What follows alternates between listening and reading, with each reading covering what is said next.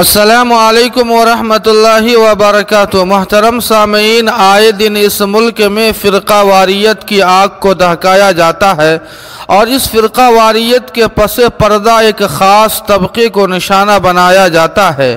کبھی ان کی عبادت گاہوں پر حملہ کر کے، کبھی شعلہ انگیز بیان دے کر، کبھی موب لنچنگ کے نام پر، کبھی میڈیا ٹرائل کے نام پر، کبھی فرضی الزام کے نام پر اور کبھی ظالمانہ قانون پاس کرنے کے نام پر۔ نتیجتاً جہاں ایک طرف اس طبقے کا جانی و مالی نقصان ہوتا ہے تو دوسری طرف اس ملک کی شبیہ پوری دنیا میں خراب ہوتی ہے۔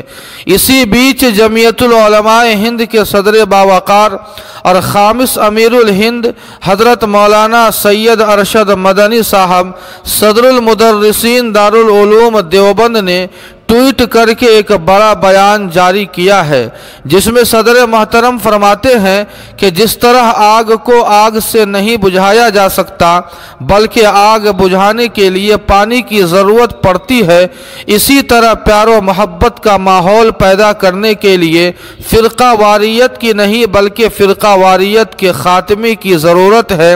فرقہ واریت کو ختم کرنا ہوگا، تب جا کر اس ملک میں پیار و محبت بحال ہوگی۔ سامعین، صدر محترم کے اس بیان سے ان لوگوں کو ہوش کے ناخن لینے ہوں گے جو آئے دن فرقہ واریت کو ہوا دیتے رہتے ہیں اور پس پردہ اپنی سیاسی روٹیاں سیکتے رہتے ہیں اور سیاسی مسند پر قبضہ کرنا چاہتے ہیں۔ الغرض سامعین، صدر محترم کے اس بیان کے تعلق سے آپ کی کیا رائے ہے؟ کمنٹ کر کے ہمیں ضرور بتائیں۔ ویڈیو کو لائک اور شیئر کر دیں اور صدائے قاسمی یوٹیوب چینل کو سبسکرائب کرنا نہ بھولیں۔ والسلام علیکم ورحمۃ اللہ۔